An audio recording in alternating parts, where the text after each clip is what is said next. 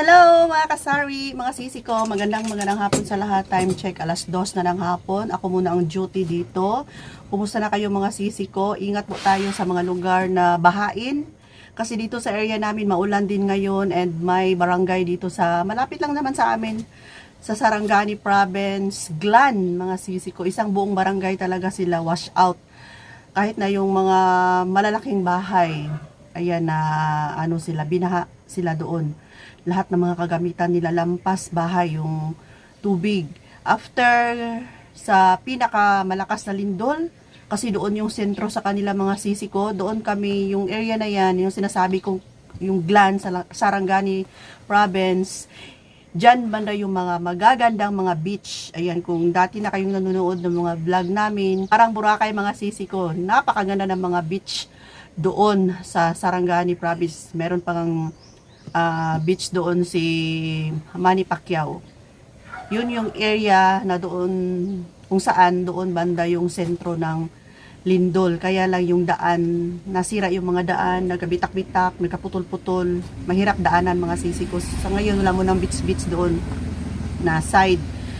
So yun na nga, binaha sila ko mga sisi ko, kaya mag-ingat tayo kasi may paparating pa na bagyo dito sa amin. Maulan nga mga sisi ko, kahit na nga hindi talaga as in tinatamaan ng bagyo ang Jensan, pero bahain yung lugar namin dito sa daan. Kung nakikita nyo minsan, pinapakita ko sa inyo, pag malakas ang ulan hindi kami halos makalabas-labas kasi dyan sa labasan ay yung sasakyan namin na lang siya, mababa yung kotse, ay maano ng tubig mga sisi ko, mapatay siya. Yan, mapasukan ng yung tambutso. Kaya mahirap dito sa lugar namin. Okay, so mag-update lang tayo kasi ilang araw na rin ako na walang vlog. Tapos masama din yung pakiramdam ko mga sisi ko. Sabi ko ay Kuya Dave, ano ba tong pakiramdam ko? Parang napakapagod talaga. Pagod na pagod ang pakiramdam ko mga sisi ko. Minsan nga hindi ako makatulog ng maayos.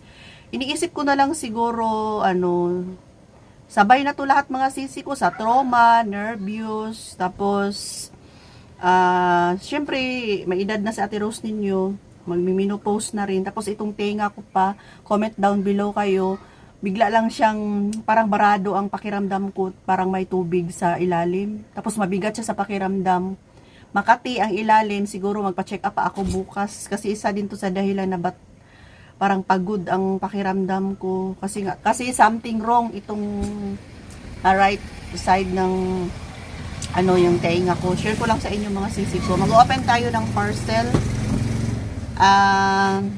Ito'y gamit lang naman sa bahay. Lahat ng mga item na i-order ko basta pwede natin gamitin ay i-share ko sa inyo, baka makatulong ako at syempre naman para magka-idea din kayo na ay ganyan pala, meron pala sa Shopee mga sisi ko. So ito'y hindi to benta dito tulad ng nabanggit ko, i-open ko to. Ito ay para sa CR lang naman mga sisi ko kasi yung CR namin ay barado na, lalo na at malakas yung ulan.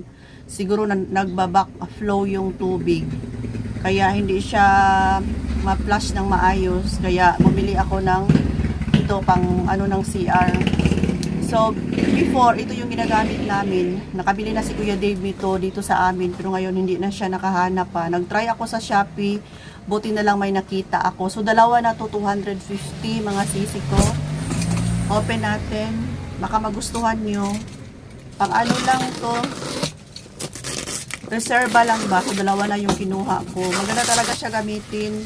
Nag-research ako sa Shopee. Maraming bumili nito kasi nga maganda naman. Nagamit na namin ito. Tas tested and proven na mga sisi ko ba na nagamit na namin. Kaya i-share ko sa inyo. Malay natin barado yung mga CR ninyo. Minsan kasi may mga mahulog na mga bagay sa CR kaya barado. Ito yung gagamitin natin pang push. Maganda siya pang push. Kaya pakita ko sa inyo. Ganito siya mga sisi ko. Ito yung, ganito talaga yung nabili namin before. Yan. So, parang nasa 100 plus lang kasi 250. Dalawa na. Ma-assemble pala to. Ayan ma-assemble naman siya. Yan, ganyan lang. So, subok na talaga namin ito na yung ginagamit namin matagal na. Kaya, dalawa na yung kinuha ko pang reserba. Yan ito. Meron kaming nabili, napakalambot. Yan. Nagbabacuum talaga siya, mga sisi ko. Ayan, dalawa na to. Tingnan natin yung isa. Baka gusto nyo lang. Tapos, ito dito, kailangan mong higpitan. Ayan. Pinakita ko lang to sa inyo para mapasok ko na sa loob at magamit. Tapos itong isa itago na lang. Wag na lang itapon itong box muna. Para ayan, keep pa rin siya dito sa loob. Okay, so sa ngayon pala mga sisi ko, mag-check tayo ng mga item. Kasi nga yung ibang mga item, di ko lang maano isa-isa lahat. Basta kada mag-grocery tayo, i-check natin. Yung Zonrox na Dicolor, nag-change na ako ng price kasi nagtaas na. Tapos, basta't mga sisi ko, check natin lahat-lahat na ng mga item na binibili natin. Kasi hindi natin namamalayan na yung ibang nagtaas na. Tapos, sayang pa yung kikitain natin kung hindi natin mapalitan agad ang presyo. Tapos, close monitoring sa mga items sa tindahan tulad ng ginawa ko last vlog. Nag-check ako ng mga item kasi minsan kung hindi tayo lagi ang nandito sa sa tindahan, like sa amin ni Kuya Dave, minsan si Kuya Dave pag mag-display siya, meron nga akong cream o dito, siguro dito. Meron nga akong cream o dito na choco, mga sisi ko, na ma-expire na siya ngayong August 18. So, ngayon ay 1 month pa. So, 5 pack yun. So, ang ginawa ko na lang para mapagkinabangan ko, sana maubos to lahat, hindi pa mag-August 18. Nasubrahan kasi yung order ko mga sisi ko. So, yun na mga sisi ko. No? Minsan kasi si Kuya Dave, pag mag-display siya, yung mga pinamili ko, yung una ko pang nabili ay matatabunan niya. Kaya naging ganito. Minsan makita ko na lang, bakit nagka-ganito? Bakit nagka-expire itong isang pack ng biscuits na, di ba may binili akong bago, bakit may natira pa? Yun yung pag-awayan namin ni Kuya Dave minsan. Hindi lang minsan, lagi.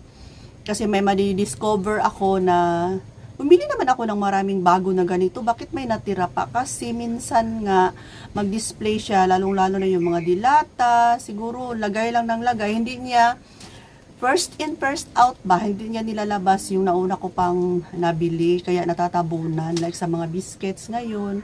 Sayang pa. Tapos yung ibang mga biscuits ko, mga sisi ko, 10 na. 10 na yung benta ko. Yung white na lang na Skyflex at Ribisco. Yun yung 8 pesos. Ayan. Yung ibang mga mga item na mga biscuits, nagtaasan na rin. Kaya close monitoring talaga sa presyo mga sisi ko. So, ayan, pag ako ay magsasalita dito sa harapan nyo, para mawala yung pagod ko ba? Mawala yung pagod ko. Makalimutan ko yung pagod ko. Pero maya-maya, pagkatapos kong mag-vlog, balik na naman ulit sa yung pakiramdam ko. Kaya minsan lang akong nag-vlog mga sisi ko. Masama yung pakiramdam ni Ate Rose ninyo. And maraming salamat pa rin sa inyo as always sa pagsubaybay sa aking mga vlog. Marami na mga sari-sari store owner ngayon na parang hindi na masyadong nagbablog yung mga sikat dati. Parang iilan na lang kami yung natira na nagbablog. Andiyan na si Kuya Dave, maingay yung motor. Bumili ng gulay. Ayan, iilan na lang kami nagbablog. Kung ako, magpatuloy pa rin ako, basta't may manood lang 100 pataas, tuloy pa rin. Ayan, update lang kung ano yung mga kaganapan, ay yung mga mangyayari sa buhay natin, ay ano yung mga nabibili ko, ganyan na lang. And ulitin ko, maraming salamat. Andiyan na si Kuya Dave. Tasok mo si Kuya Dave. Bumili ng, nakabili siya ng buko? Bili ka buko? May buko dyan sa labas? Doon sa... Sabaw siya ng karni. Sabaw siya ng karni. Pag bumili ng buko kasi... Uy, mag-inom ka niyang buko. Ano may nakaharang sa akin? Kaya din. Buko, pila na dire. Pila sa ato. Magaraw yan dito sa atin. 30. 30. Buong buko mga sisi ko. Saging. Tapos saging. Gaya kong saging, be, isa. Ayan. So, patuloy pa rin ako sa pag-vlog. Hindi man araw-araw. Kasi alam ko may... ang laki pila ni. Ha? Ang laking, ang masarap kasi sa saging mga sisi ko ay lakatan. Lakatan talaga yung binibili namin. Dito sa Jensan, maraming mga saging mga sisi ko, mura lang. Mura lang mga ano dito, yung mga isda, maraming isda dito sa Jensan. Maraming isda, lahat ng mga pagkain, mga gulay, mura lang mga sisi ko. May mga kakilala kami na dati nakatira dyan sa Luzon, sa Maynila, basta dyan na part sa inyo, ng mga sisi ko, mahal daw. Lumipat sila dito sa Jensan kasi dito daw kahit na konti lang yung pera mo, mabuhay ka na. Kasi daw doon sa Manila, ang mahal daw lalo na sa pagkain. Ito siguro magkano na ang isa. Dito sa amin, yung minsan yung mga saging dito sa amin, tinatapon na lang. Nalalanta na lang mga sisi ko, walang bumibili. Ayan, so thanks for watching. See you sa susunod na update ko kung ano yung mga kaganapan. Love you!